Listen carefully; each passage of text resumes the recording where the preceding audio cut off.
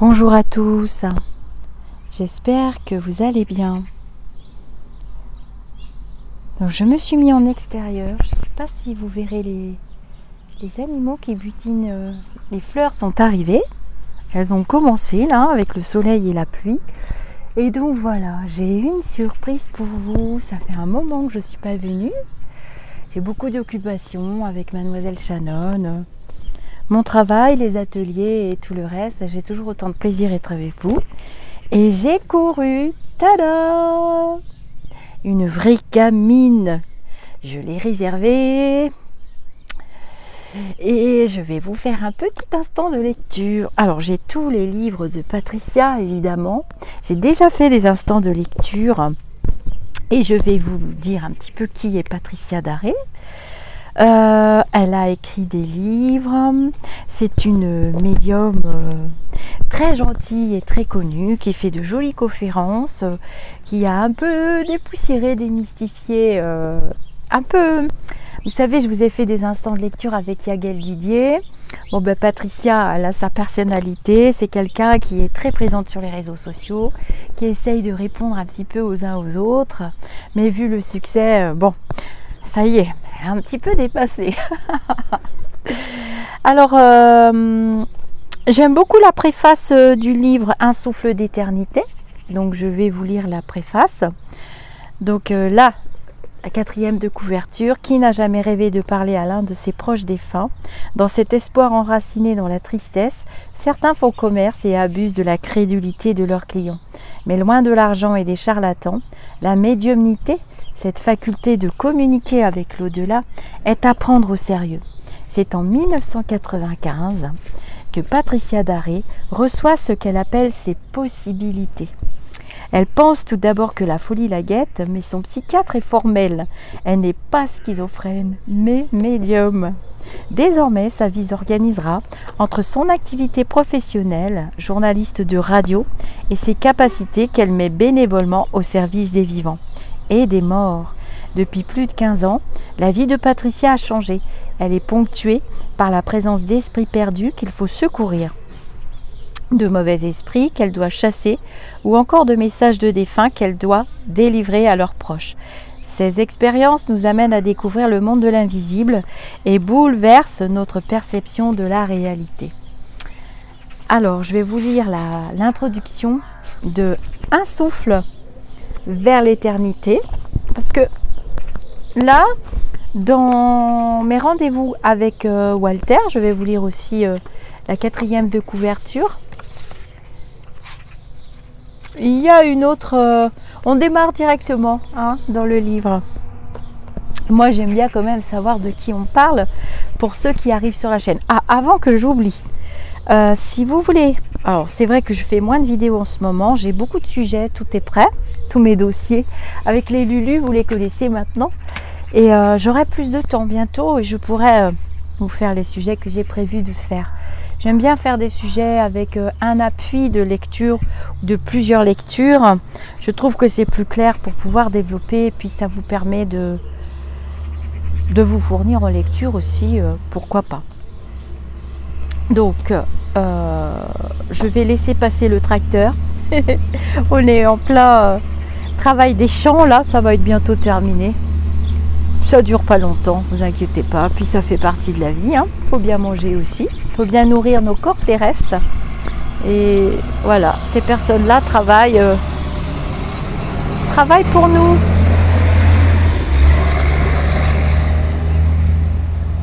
Ce sont des gens courageux, les gens de la Terre. C'est une mission de vie de s'occuper de la Terre aussi. Alors, qu'est-ce qu'elle nous dit, Patricia, dans Un souffle d'éternité à son propos? Donc oui, je voulais vous dire pour les personnes qui arrivent, si vous voulez recevoir une notification quand je poste des vidéos, vous pouvez vous abonner. Vous créez un compte YouTube avec une adresse mail valide et vous recevrez une notification. Quand je poste une vidéo ou quand je mets un texte, puisqu'il est le lumineux, m'envoie régulièrement des textes que je ne connais pas tellement plus que vous quelquefois. Et voilà, j'essaie de vous faire une belle présentation. Et puis ce sont des textes généralement à portée vibratoire assez important et qui peuvent vous amener à travailler aussi sur vous-même, puisque la spiritualité, c'est aussi ça. Alors, introduction. Je suis médium, c'est-à-dire un intermédiaire entre le monde des morts et celui des vivants. Je sais que cela paraîtra étrange à beaucoup, et pourtant nous avons tous en tant qu'humains des possibilités extrasensorielles.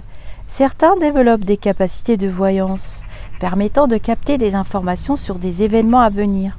D'autres, des capacités de médiumnité, permettant de communiquer avec l'au-delà. Et l'on pourrait en évoquer bien d'autres, comme celle de guérir, d'exorciser, de désenvoûter, etc. Toutes ces possibilités sont enfouies en nous. La vie nous donne l'occasion de les activer ou non. Mais elles font partie du potentiel humain. Encore faut-il le savoir. Ce que l'on pourrait résumer comme étant les forces de l'invisible existe bel et bien. Cela peut effrayer, tout comme cela peut s'avérer rassurant. Même si nous avons reçu une éducation assez fermée sur le sujet et que nous évoluons dans une société rationaliste qui ne stimule en rien ces potentiels, nous pouvons constater que l'homme, la vie et l'univers sont bien plus extraordinaires et mystérieux que ce que le quotidien, semé d'une multitude de problèmes pragmatiques, peut nous laisser entrevoir. Ce livre a pour but d'expliquer ce que sont certaines de ces forces de l'invisible et une partie de ce qu'on appelle les phénomènes paranormaux qui y sont liés. Voilà, alors ça c'est la préface du livre. Elle explique ensuite un petit peu comment elle fonctionne. Vous voyez qu'elle rencontre pas mal de personnes. Donc, mais moi, c'est celui-là que je veux travailler avec vous aujourd'hui. Alors, mes rendez-vous avec Walter Hofer. Bon, j'espère que je dis bien le nom, vous ne m'en voudrez pas. C'est au cœur du confinement de mars 2020. Alors, je fais une petite aparté. Je vous avais partagé l'interview qu'elle avait fait sur une autre chaîne pour ceux qui suivent. Et j'ai partagé dans le groupe et un petit peu partout l'interview qu'elle a accordée. Hein. Elle accorde des interviews, des conférences tout à fait bénévolement aussi. Hein. C'est une très belle âme. C'est au cœur du confinement de mars 2020 que je suis entrée en contact avec mon ange gardien. Synchronicité avec Violette, qui me parlait de ça ce matin, de faire un sujet sur les anges gardiens. Je dis oui, je ne sais pas comment elle a deviné que voilà, j'allais parler du livre. Ma surprise fut totale lorsque j'appris l'identité de mon visiteur. On va laisser passer le petit tracteur, ils ont presque terminé. Walter Hofer, né en 1902, mort en 1982, ayant partagé sa vie entre l'Allemagne et l'Argentine, pays refuge où il finit ses jours comme viticulteur. Cet ange gardien, missionné pour veiller sur moi, m'a raconté non seulement ses aventures post-mortem, mais aussi comment il a pu rejoindre la lumière malgré ses choix criminels pendant la Seconde Guerre mondiale. Il m'a parlé du travail sur nous-mêmes auquel les bouleversements terrestres actuels nous poussent. Elle a écrit ce livre en mars 2020, l'année dernière, au début du premier, du vrai confinement strict, puisque le reste c'était des vagues et des vaguelettes et des restrictisations et des restrictions. Vous avez vu, pour ceux qui suivent la chaîne, les petits lumineux ont employé les mots qu'il fallait. Alors, il m'a invité à réfléchir sur le pardon, non tel que nous le concevons, mais comme une énergie qui calme les souffrances, en libérant de l'emprise, de la haine et du ressentiment. Il est temps pour l'humanité d'avancer, m'a-t-il dit, et pour soulager notre monde, il faut définitivement soigner les plaies de son histoire. C'est cette surprenante rencontre que je partage ici avec vous. Elle nous entraînera sur le chemin de la bienveillance et de la lumière, nous rappelant que le but de notre existence est l'amour, la vibration la plus puissante et la plus haute qui existe dans l'univers. Bon, après, il y en a peut-être d'autres dans d'autres dimensions subgalactiques, si on peut dire ce mot-là comme ça. C'est un de mes profs qui me le souffre à mes oreilles. Vous savez que j'ai le lumineux, que certains médiums ont très bien vu d'ailleurs, n'est pas toujours invisible, qui est un philosophe. Voilà. Et on avait dit qu'on avait besoin des druides et des philosophes pour traverser ce tumulte et cette dette finalement karmique que nous sommes en train d'essayer de régler avec les vibrations les plus hautes qu'il soit, dont l'amour. Donc je rejoins tout à fait, et c'est pour ça que je me suis précipitée sur le livre. Patricia Daré, dans ses précédents livres, nous a longuement parlé des rapports avec l'au-delà que son don de médium lui permet d'entretenir. Dans celui-ci, elle nous raconte son étonnante conversation avec son ange gardien. Non, Violette, tu ne rêves pas. Je dédie cette vidéo à mon amie, ma sœur d'âme.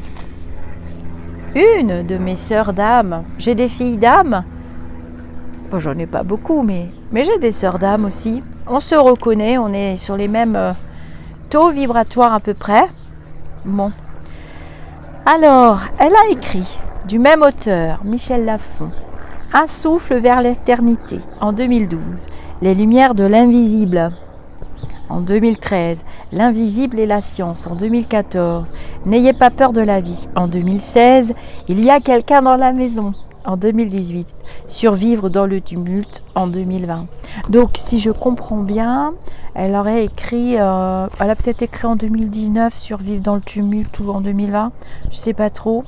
Je vous ferai des instants de lecture, j'en ai déjà fait, si vous regardez dans les playlists, vous pouvez aller voir, j'ai déjà fait des instants de lecture, j'aime beaucoup.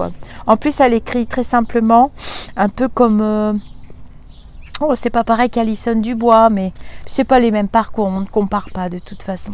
Alors, ce qu'on va faire, c'est que sous la dictée de mes lumineux, je vais ouvrir une page et de temps en temps, je vous ferai un instant de lecture sans vous dévoiler l'histoire pour que ça vous donne très très très très envie d'aller acheter le livre et comme ça je lirai vos commentaires et on pourra même se faire un petit chat spécial lecture de médium.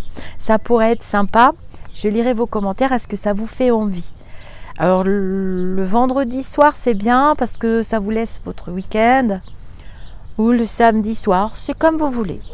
Alors, on demande au lumineux, puisque Violette m'avait donné le sujet ce matin, et j'ai dit ça peut pas mieux tomber, elle peut pas rêver. Hop, chemin du pardon, page 99. Vous voyez, je note, comme ça je me souviendrai. Alors je vais vous citer une phrase de la part de mon frère que j'ai dans la tête depuis plus d'une semaine. Donc je viens d'avoir le livre. Depuis plus d'une semaine, je vous la mettrai par écrit avec une petite photo. Et il me dit, tu sais, parce que bon, j'ai vécu quelques tourmentes dernièrement. Et encore, c'est pas fini avec Mademoiselle Shannon, qui fait jamais rien en petit malgré sa petite taille. Et donc il me dit, tu sais, je fais attention parce que il y a des animaux qui travaillent pendant ce temps-là derrière moi. Et il me dit, tu sais, le plus court chemin vers la paix intérieure, vers ta paix intérieure, vers ta sérénité, c'est le chemin du pardon. On va laisser passer le chemin du pardon, qui est une notion très très difficile à comprendre avec notre mental humain, qui est très limitant. Vous irez regarder, vous trouverez plein d'articles sur le mental limitant. On se limite nous-mêmes alors que nous avons tout en abondance et que nous pouvons voir très grand. Pourquoi voir tout petit, rikiki?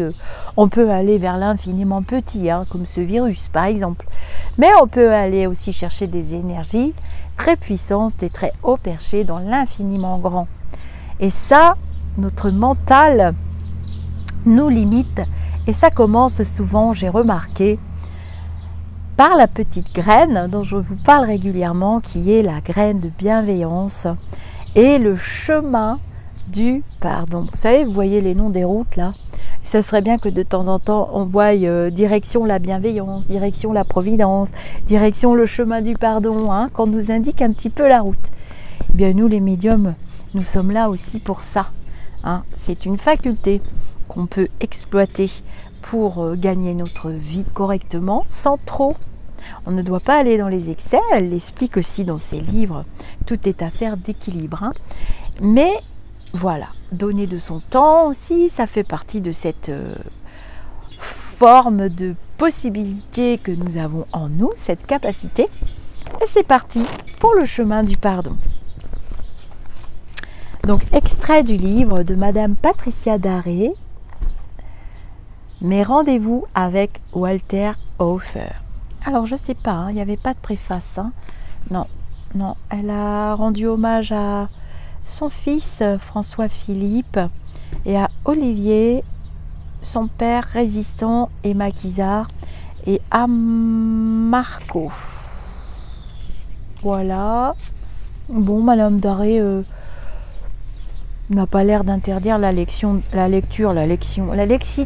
Vous savez que j'invente des mots, oui, je sais faire ça. La lecture de ses livres, non, elle est trop dans le partage, sinon elle n'écrirait pas des livres. Elle gagnerait tout pour elle et puis elle serait riche et très seule, sans doute. Voilà. On peut quand même désirer acquérir une autre forme de richesse. Hein.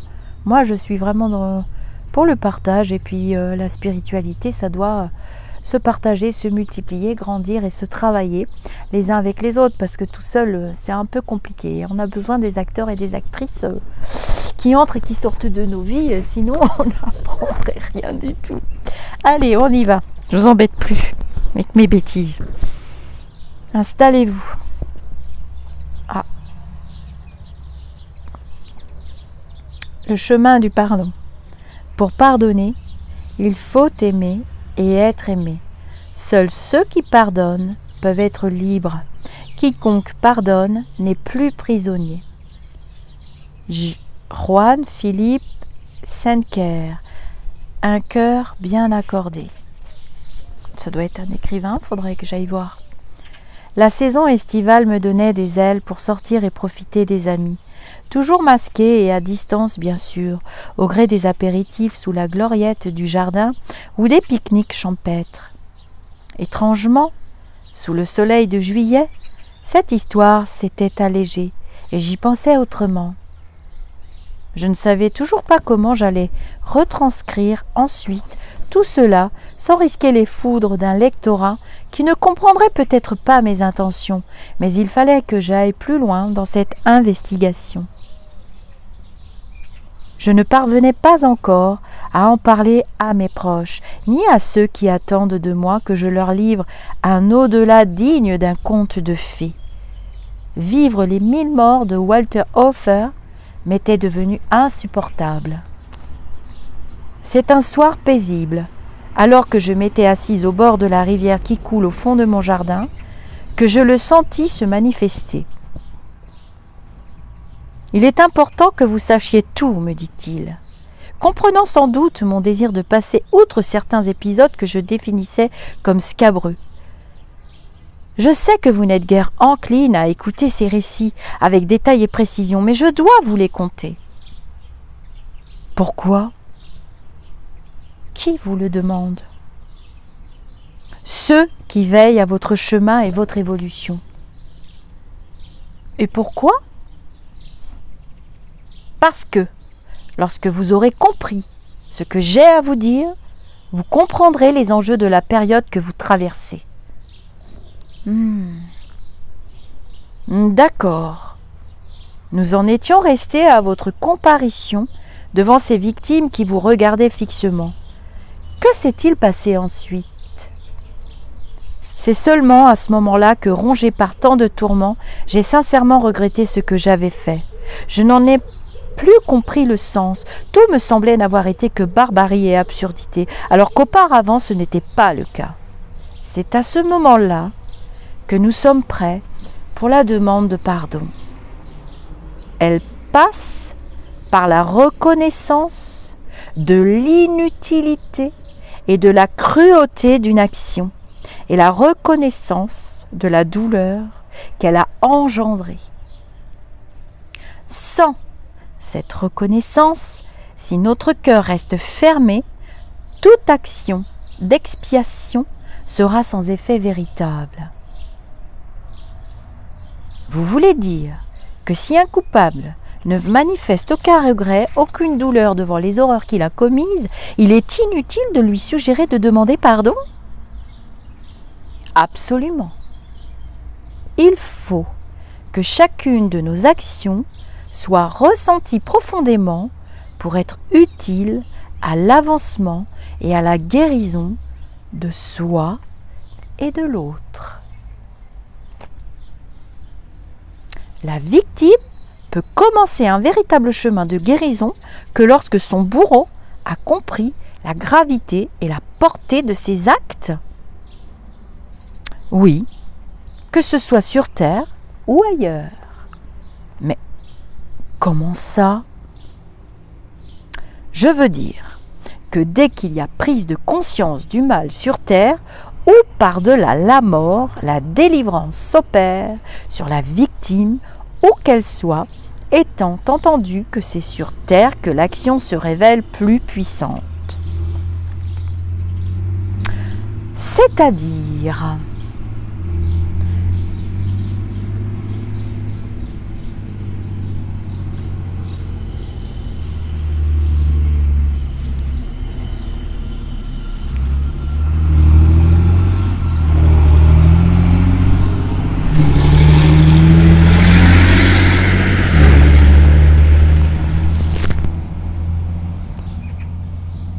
C'est-à-dire, la demande de pardon de son vivant a un pouvoir de délivrance très important, que ce soit celle que vont vivre le bourreau, la victime, mais aussi les descendants des uns et des autres.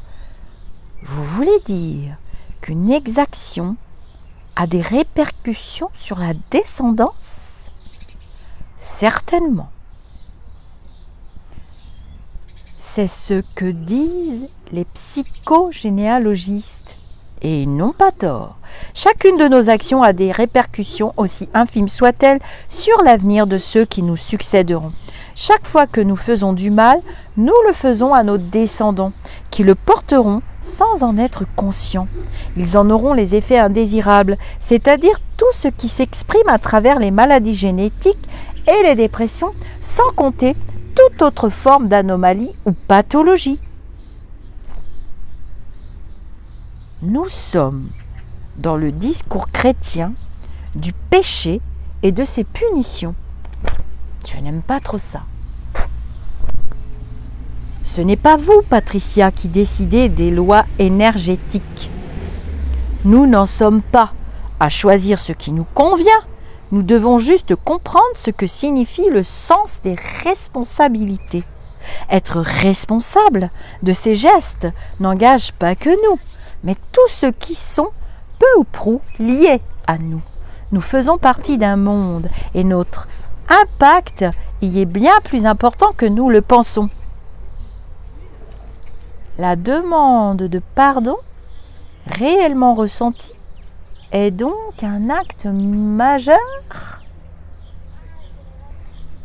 Pardonner sans tenir compte d'une demande n'a pas de sens et ne peut être considéré que comme un acte égoïste. Comment cela ? Vous trouvez que ceux qui pardonnent librement, à qui l'on n'a rien demandé, sont égoïstes ? Oui, car c'est juste une volonté de se distinguer ou de se libérer sans tenir compte de la volonté de l'autre et de l'impact de son propre geste. L'autre doit être concerné, et s'il ne l'est pas, cela n'a aucune valeur. C'est tout simplement comme confondre indifférence et pardon.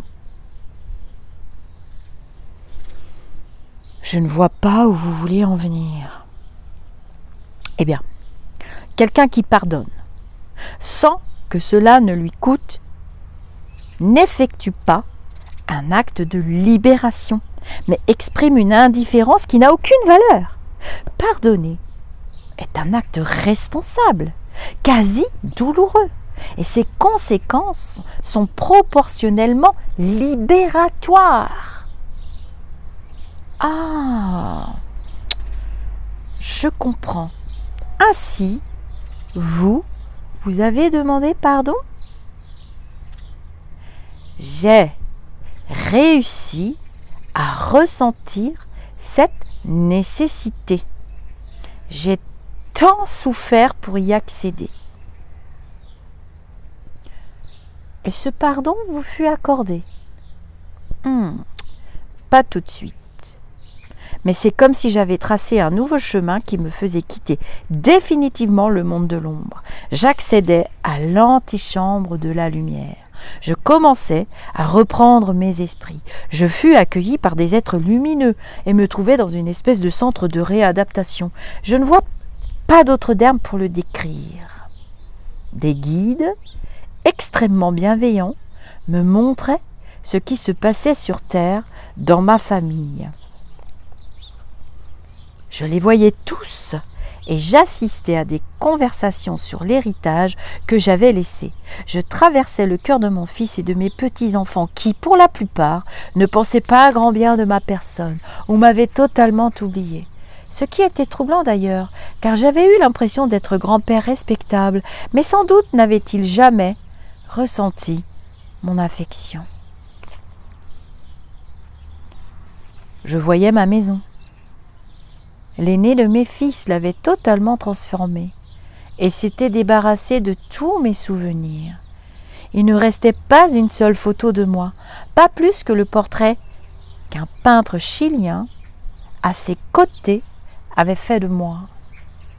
Il s'était débarrassé du poids dont il avait hérité et de mon passé par conviction certes, mais aussi par peur de devoir en rendre des comptes un jour. Je les comprenais. De là où j'étais, je les comprenais. J'avais envie de leur dire, mais je ne le pouvais pas. Je ne pouvais pas communiquer avec cette dimension-là. Cela m'était interdit. Qui peut communiquer avec les siens après sa mort? Il n'y a pas de règlement dans l'au-delà. Tout dépend de chacun. Ceux qui restent sur Terre après leur mort peuvent laisser des traces ou des manifestations fantomatiques, mais ne peuvent pas communiquer avec leurs proches ou toute autre personne encore incarnée. La plupart du temps, cela vient du fait qu'ils ne sont pas conscients d'être passés dans un autre état, ou tout simplement ne veulent pas faire savoir quoi que ce soit de peur d'être expulsés. C'est souvent le réflexe des pauvres âmes qui croupissent dans un lieu abandonné ou qu'elles doivent partager avec des acquéreurs en chair et en os et qui s'opposent à toute incursion, bienveillante ou non, dans ce lieu. Leur premier réflexe, c'est de protéger leur précarité, cette fausse lumière qui les maintient, hélas, loin de toute sérénité. Alors qu'il suffirait qu'elles veuillent prendre conscience et accueillir ce changement d'état. Dès qu'elles l'acceptent, elles ressentent immédiatement l'aide qui abonde, des mains qui se tendent. Décider de les voir prend pour certains beaucoup de temps, car il faut avant cela dépasser l'ego et ses fausses trappes, les fausses excuses et les faux prétextes. Puis, il y a ceux qui cherchent désespérément une porte de sortie encore attachée aux complaintes de ceux qu'ils laissent, aux regrets qu'ils ne peuvent dépasser ou à un attrait majeur pour le matérialisme. Il leur faudra du temps pour s'en séparer. Toute addiction ou habitude bien ancrée ne disparaît pas forcément avec la mort. Il faut comprendre que cela n'est plus nécessaire.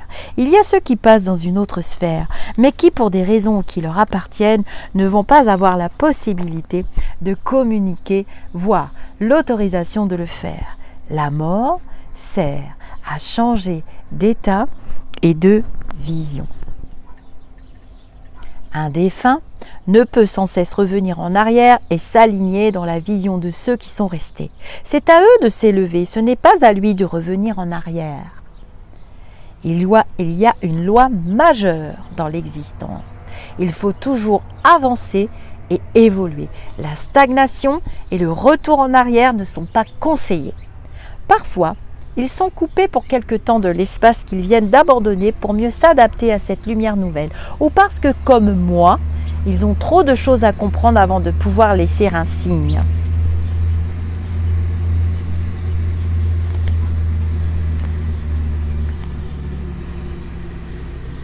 J'adore et je rejoins à 100% ce qu'elle a écrit, puisque j'arrête pas de vous le dire depuis que nous communiquons sur la chaîne.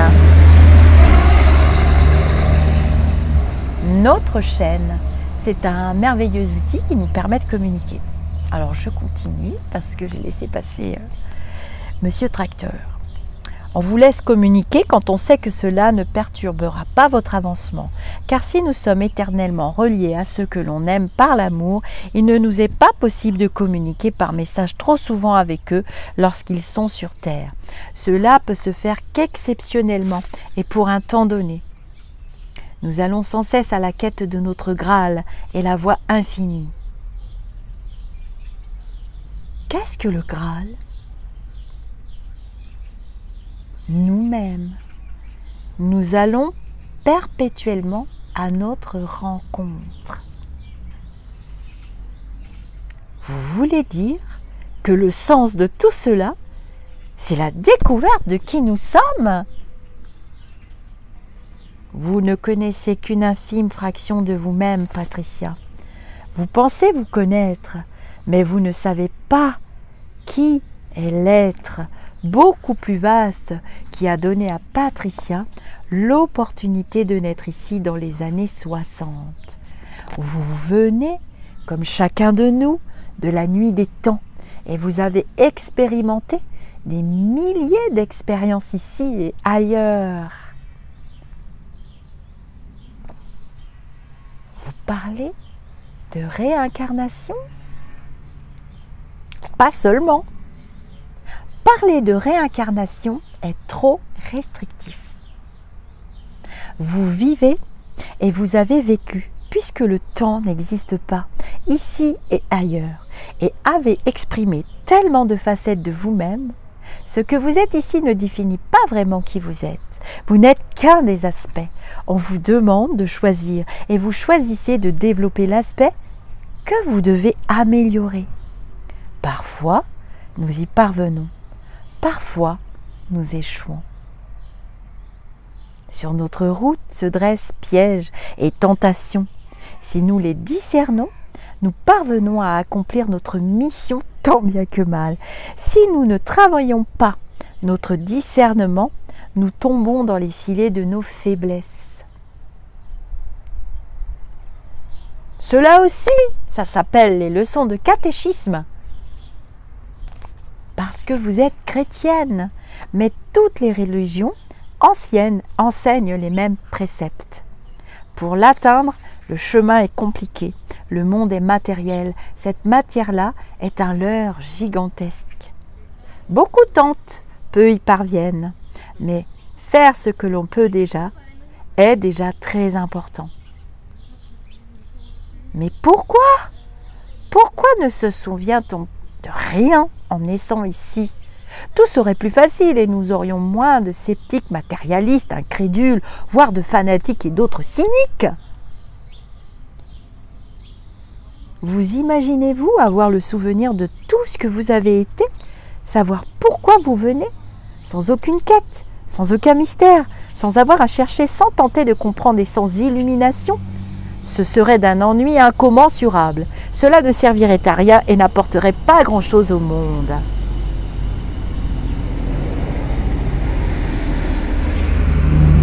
Cette terre a été le réceptacle de beaucoup d'amour et de beaucoup de monstruosité. Mais chaque époque a ses règles et les vertus d'un jour deviennent les péchés du suivant.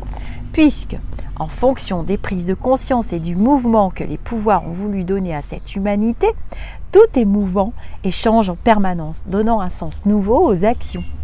Notre amnésie permet de ne pas nous perdre et de chercher.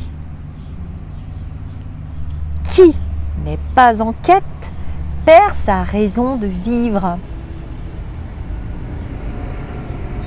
Ainsi, certains perdent même le sens sacré de leur existence, ne s'émerveillant même plus d'être là, se plaignant même d'y être. Oui, tout est un choix que vous avez fait il y a bien longtemps, ailleurs, et que vous faites encore aujourd'hui en étant ici. Certains s'en souviennent un peu, ou en prennent conscience. D'autres ne se posent même pas la question. Ce qui ne veut pas dire qu'en prendre conscience rende meilleur ou qu'être agnostique ne permette pas d'accomplir sa mission. L'important est de vivre en harmonie avec les autres.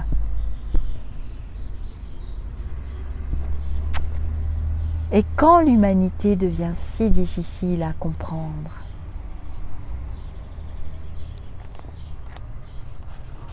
l'humanité ne devient pas difficile à comprendre, mais lorsqu'elle a peur et se sent égarée, elle se durcit et devient dogmatique par besoin de se protéger. Il est plus facile d'accuser l'autre que de se remettre en question. C'est ce que nous avons fait pendant cette guerre-là, mais c'est ce qui se passe depuis que l'homme est arrivé sur Terre.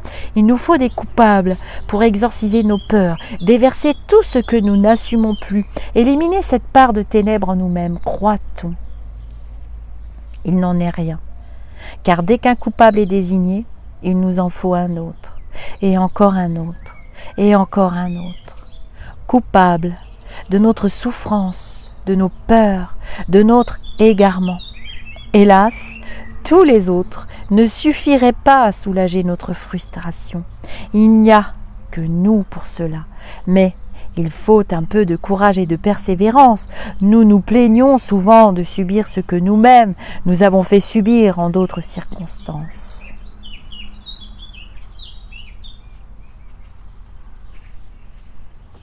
Mais qui doit nous mettre sur la voie alors ? La vie, sans cesse, nous met sur la voie. Nos premiers guides sont nos parents biologiques et nourriciers, les tuteurs, les parents que nous choisissons. Leur enseignement est important, tout comme l'est celui qui est porté par l'amour. L'amour permet aux paroles et aux actes de se frayer un chemin dans la petite réserve qui nous fera tenir durant les épreuves de l'existence terrestre. Le seul problème, c'est que nous ne sommes pas égaux devant l'amour que nous recevons, mais aussi dans notre capacité à recevoir l'amour d'autrui. Un cœur fermé est aussi problématique qu'un cœur meurtri, et dans les deux cas, il faut chercher à dépasser et résoudre les conflits intérieurs que cela génère, ce qui peut nous transformer en monstres. Tous les monstres n'ont pas manqué d'amour. Alors, mais il n'en est pas moins vrai que certains sont devenus des prédateurs, oui, à l'affût de leurs victimes. Que faire avec tous ces sociopathes ? Avant d'être des monstres, ce sont des malades du sentiment, de l'ego, de la sensation. Nous arrivons tous sur Terre avec une expérience différente. Il n'y a certes pas d'égalité sociale à notre naissance, mais il n'y a pas plus d'égalité spirituelle. Chacun arrive de sa sphère avec une volonté de passer ici et dans la famille choisie pour atteindre un but ou dépasser une fragilité. Nous choisissons des parents, aimants ou pas. Tout dépend de ce que nous avons à affronter pour retrouver l'amour.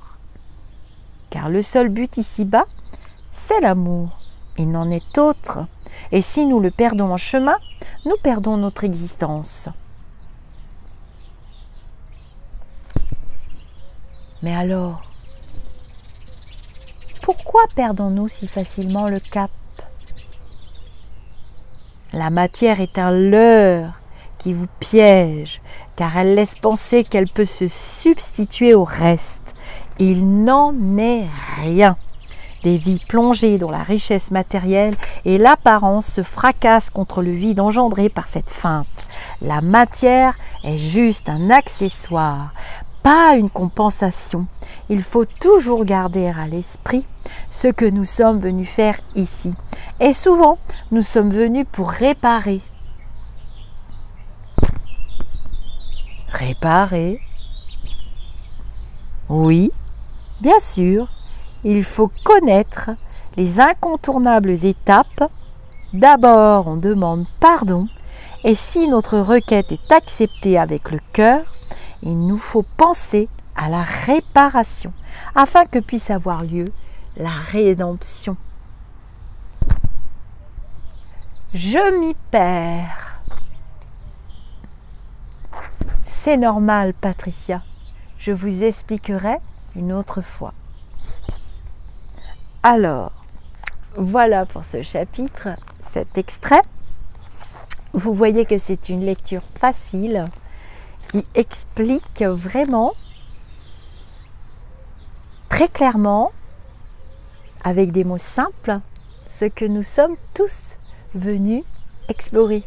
Vous savez, je vous dis souvent que nous sommes des expérimentateurs, des explorateurs, et que nous avons besoin des autres qui font la même chose que nous finalement, et nous vivons des expériences, les uns aux côtés des autres, à côté des autres.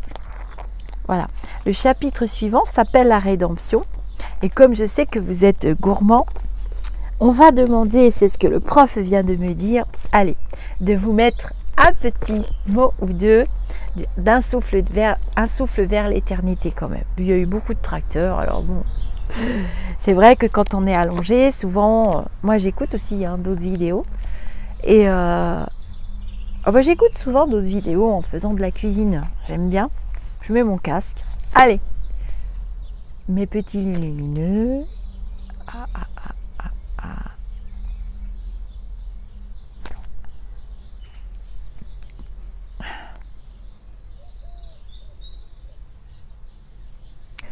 Alors, c'est un extrait. Non, je ne vais pas prendre celui-là, ça ne leur convient pas.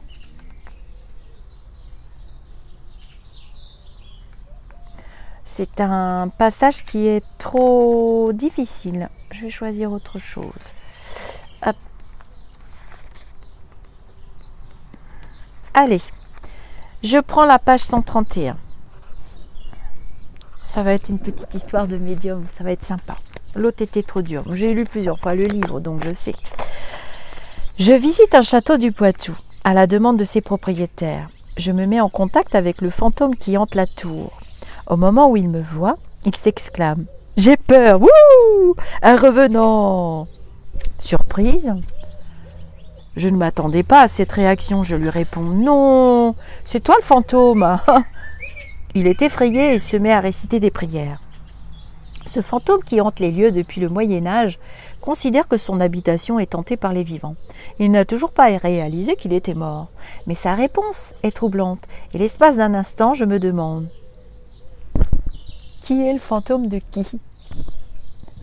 Si les esprits errants sont des nomades, les fantômes, eux, sont sédentaires. Ils sont attachés à un lieu en particulier, une pièce ou une maison qu'ils ont connue de leur vivant, et ils n'en bougent plus. Après sa mort physique, l'esprit reprend possession de sa demeure et reste convaincu d'être chez lui et de vivre encore dans son époque et dans son temps. Je vous fais un petit aparté, parce que je vous ai parlé d'un très beau film avec Nicole Kidman, bon, je ne sais pas si je serai censurée ou pas, qui s'appelle The Other, les autres. Je vous conseille vraiment de voir ce film qui explique très très bien les maisons hantées. Enfin, ouais, c'est un film qui passe très très vite et la fin, je spoil pas, mais la fin est vraiment... Il est fabuleux ce film, elle joue très bien en plus. Alors on continue. Le fantôme n'est pas passé de l'autre côté, dans l'au-delà. Il vit malgré lui avec les nouveaux habitants du lieu où il se trouve et qu'il considère comme des intrus ou des fantômes. Il est tellement convaincu d'être incarné et d'avoir son rôle à jouer dans la maison qu'il en vient de temps en temps à se manifester. Il peut ainsi ouvrir une porte ou donner des coups dans les murs. Dans ce château du Poitou, le fantôme à demeure m'a terrifié en allant jusqu'à me saisir le bras. Waouh! Les fantômes demeurent également peuvent également se rendre visibles et l'on aperçoit alors des formes plus ou moins précises selon les cas. Quelquefois, c'est une sorte de nuage de fumée ou un visage. D'autres prennent l'apparence d'une boule lumineuse. Quelquefois, leur apparence dépend de la façon dont ils sont morts. Un exemple qui m'a frappé est celui du fantôme d'un soldat anglais qui continuait de hanter un château en France où j'avais retrouvé une amie médium pour une conférence sur l'au-delà. Je connaissais l'histoire de ce pauvre homme qui, pendant la guerre de 100 ans, avait été capturé, torturé, puis enterré dans le château. Mon ami médium, pendant la conférence, se penche vers moi et me glisse à l'oreille. Il y a un type dans la cheminée. Mon Dieu, ce qu'ils lui ont fait. Il a été pelé comme un lapin. Une torture de l'époque consistait en effet à peler les personnes avant de les faire tremper dans du sel. Waouh! Ce pauvre soldat anglais était donc mort dans des souffrances indicibles et la dernière image qu'il avait gardée de lui avant de mourir était celle d'un homme ensanglanté. C'est sous cette forme qu'il apparaissait aujourd'hui en tant que fantôme. Ce cas est cependant assez exceptionnel et la plupart des fantômes n'ont pas connu de tels traumatismes avant de mourir. Si certains peuvent se montrer tels qu'ils étaient de leur vivant, ils choisiront alors plutôt une image positive d'eux-mêmes comme celle qu'ils avaient dans la force de l'âge. Oui. Souvent les contacts avec Lulu, ils se montrent vraiment, ils essayent d'être agréables, ils font en sorte qu'on veuille bien communiquer avec eux, qu'on ait envie de transmettre les messages pour vous. Et donc ils se montrent souvent sous leur meilleur jour. Mais on arrive toujours à savoir, ils finissent toujours par nous dire comment ils sont partis, quel a été leur départ, surtout s'il y a des choses à régler avec le vivant, bon bah voilà quoi. Mais voilà, c'est tout à fait vrai. Vous voyez, c'est pour ça que j'aime bien les littératures. Les fantômes se nourrissent de toutes les énergies présentes dans le sol et dans le lieu qu'ils occupent. Très souvent, on peut noter la présence d'eau à proximité de l'endroit hanté. Moi, je vis ici avec des sources, toutes les sources qui alimentent le bassin parisien. Et c'est très très chargé ici. Il y a beaucoup de fantômes d'ailleurs. Un puits dans le jardin, une source ou un courant souterrain, etc. Ben voilà, je suis en train de vous le dire. Vous les avez vus dans les autres instants de lecture ou autres. Je vous les ai montrés plusieurs fois. Les fantômes n'ont donc pas besoin d'infiltrer les vivants avec qui ils cohabitent.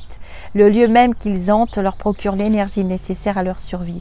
L'énergie de l'eau, avec les petits élémentaux qui sont très puissants, les élémentaux de l'eau.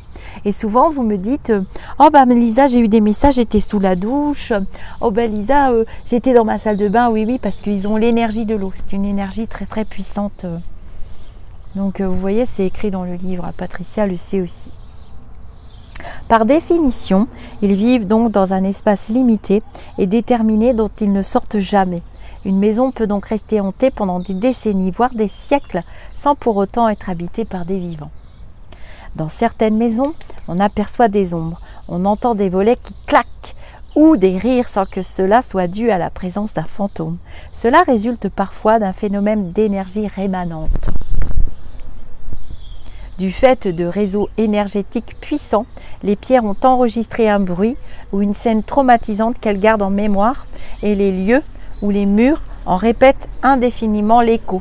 Quand un médium se trouve sur un lieu hanté, il doit tout d'abord discerner si les phénomènes constatés sont dus à la réelle présence d'un fantôme, d'un défunt qui est revenu sur son lieu d'habitation ou à des énergies rémanentes. Alors ça, je vous ferai, j'ai prévu, des instants de lecture.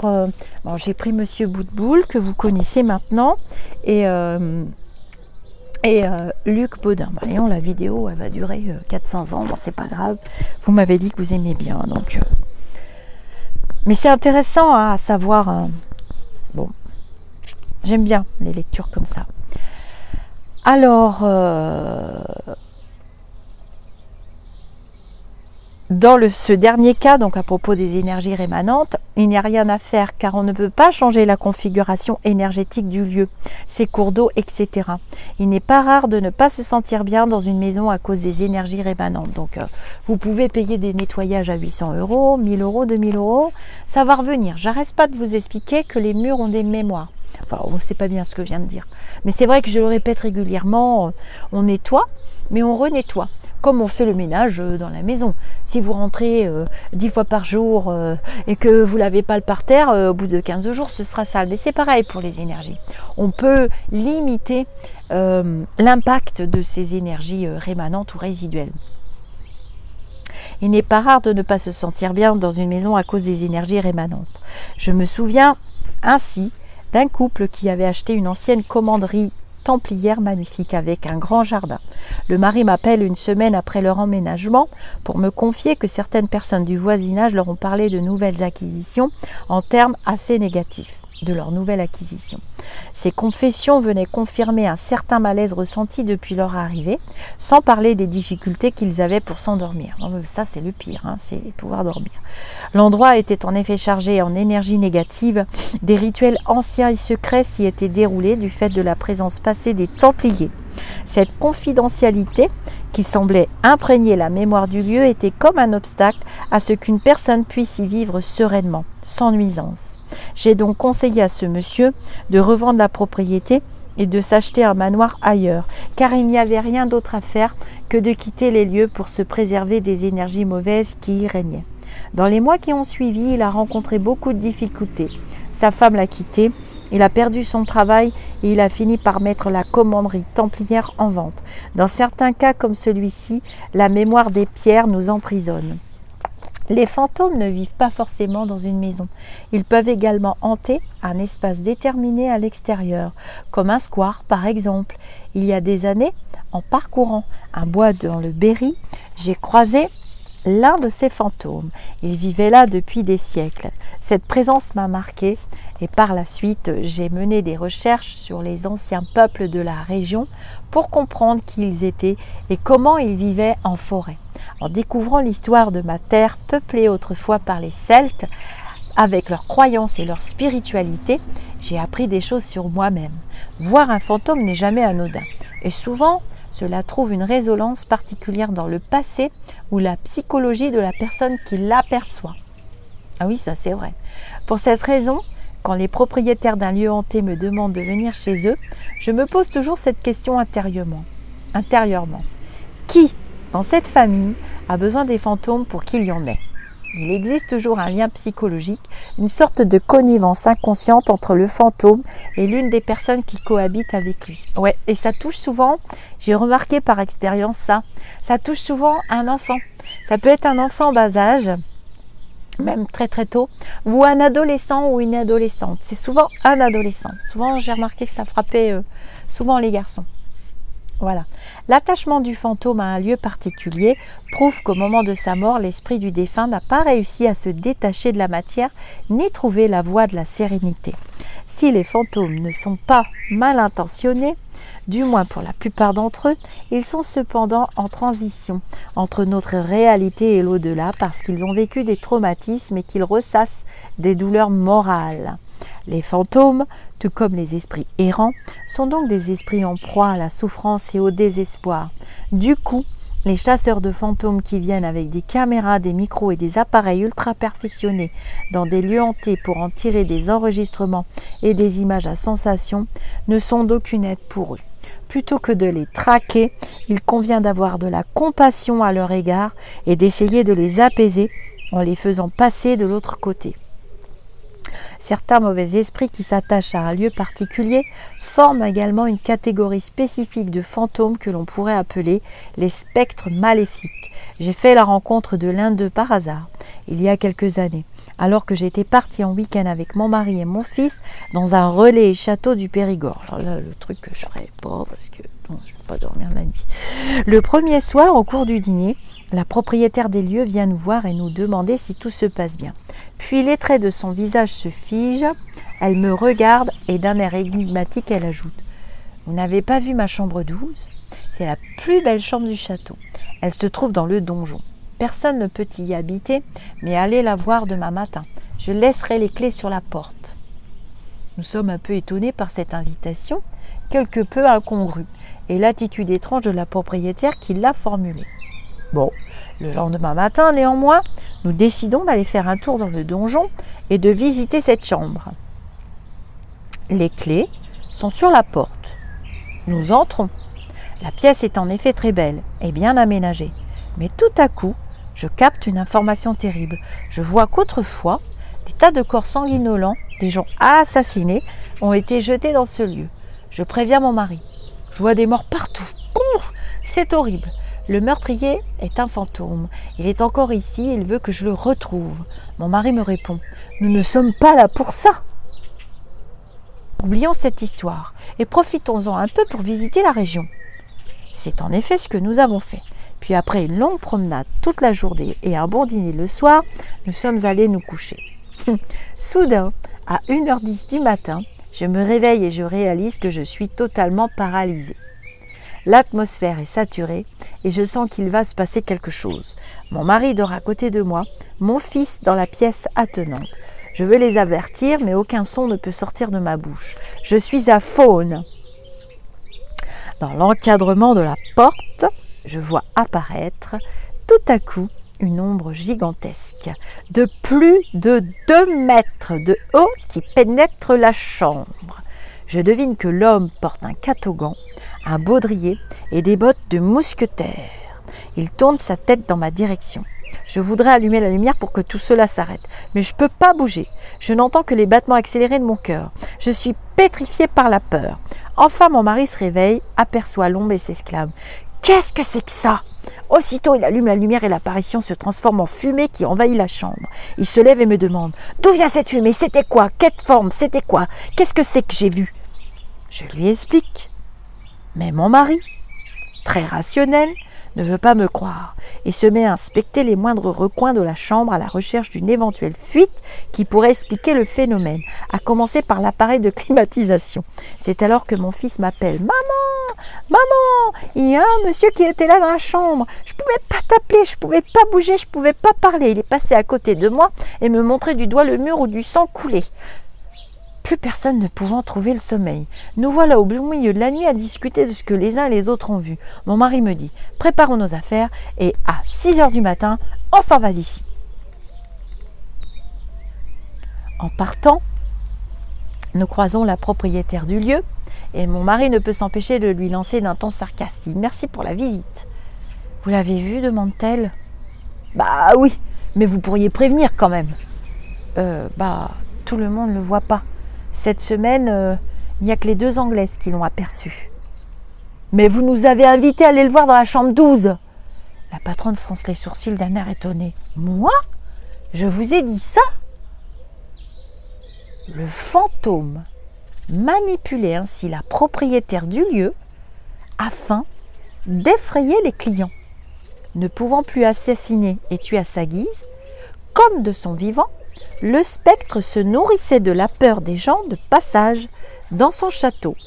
J'ai conseillé à la patronne de faire venir quelqu'un pour le faire partir, mais elle m'a répondu qu'elle ne voulait pas. Il en est souvent ainsi des personnes qui vivent dans des lieux hantés. À la longue, ils s'habituent à la présence des fantômes et préfèrent cohabiter avec eux plutôt que de les chasser. Ils agissent comme si ces fantômes étaient devenus pour eux une nécessité et une justification sociale. Plus tard, en me reconnectant au lieu, j'ai revu le spectre de ce relais et château. Il avait une apparence normale et était habillé à la mode du XVIe siècle, période pendant laquelle il avait vécu. Toujours avec son catogan et les cheveux grisonnants, il m'a montré dans la cour une auge pour cochons où de nombreuses têtes coupées flottaient à la surface de l'eau. Depuis sa mort, il n'a jamais cessé d'habiter ce lieu où il revit en boucle les scènes de crimes atroces qu'il avait commis. Ce qui caractérise les spectres maléfiques, tout comme les mauvais esprits, c'est cette négativité totale pour laquelle ils se complaisent, ainsi que leur profond désir de ne pas en sortir. Des esprits sans scrupules ni regrets qui, dès que possible, tentent d'entraîner les vivants dans leur négativité. Et pour ce qui est des spectres maléfiques, ils le font par le biais de la peur qu'ils inspirent. Un jour, installé dans mon salon, je suis entrée en contact avec un fantôme qui m'a dit s'appeler Anselme Miterpithiron et vivre au XVIe siècle. J'habite en face de chez vous dans une maison près de l'église.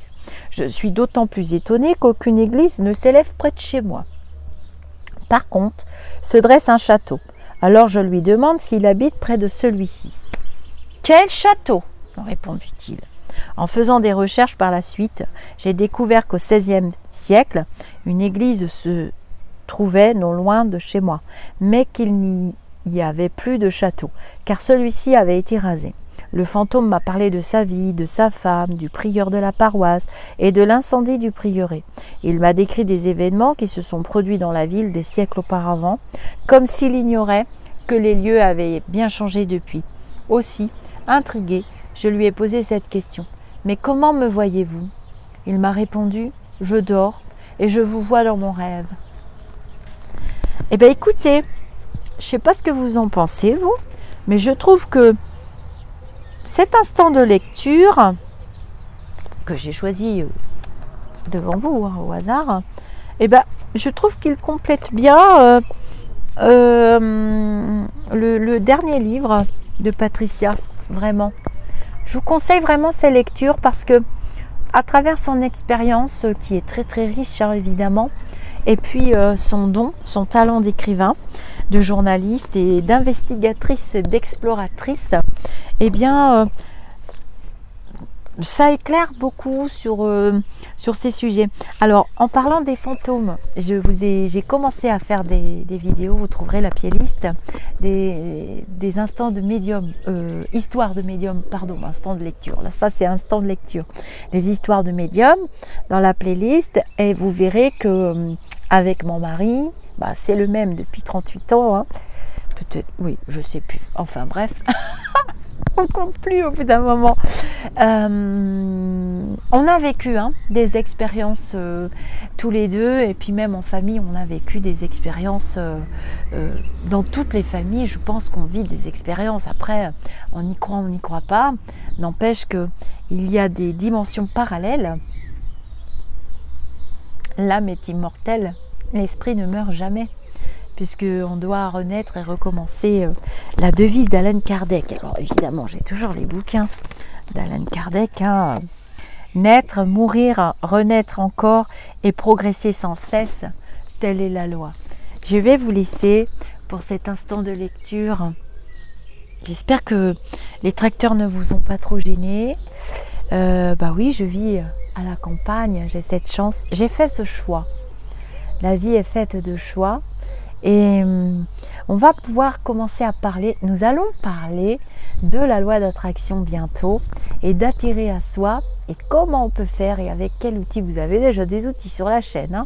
Il suffit d'aller par mon site aussi lisarcabella.com et dans la boîte à outils, vous avez des boutons qui vous redirigent sur des outils, des vidéos. Donc, vous allez chercher les outils et vous travaillez sur vous. Voilà, c'est ce que nous sommes venus faire et c'est ce que je compte bien continuer à faire. Et cette chaîne de partage, il y a eu des modifications chez YouTube. Ils mettent des publicités. J'ai pas très bien compris ce qui va se passer. C'est pas très important parce que je me dis que c'est quand même un bel outil et que ça nous permet de partager des choses et que si ça n'existait pas, il faut que tout le monde gagne de l'argent. Il faut bien payer les techniciens, les ingénieurs. Alors bon, je vais peut-être m'attirer les foudres, je m'en fiche pas mal, mais voilà, c'est un outil pour moi de partage. Donc peut-être qu'il y aura des publicités intempestives, je ne sais pas. C'est ce que d'autres youtubeurs, des garçons, ont mieux compris que moi. Sûrement, j'ai reçu plein de courriers. Mais bon, je dis, je m'en fiche, je continue. C'est pas une chaîne pour gagner de l'argent de toute façon. Cependant, s'il y a des coupures, c'était depuis le 1er juin. S'il y a des coupures intempestives publicitaires, sachez que ça ne vient pas de moi. Je n'ai pas de pouvoir là-dessus. C'est vraiment YouTube qui a mis ça en place. Je vous dis namasté. N'oubliez pas de travailler votre bienveillance déjà pour vous. Soyez bienveillant avec vous-même. Arrêtez de vous fustiger.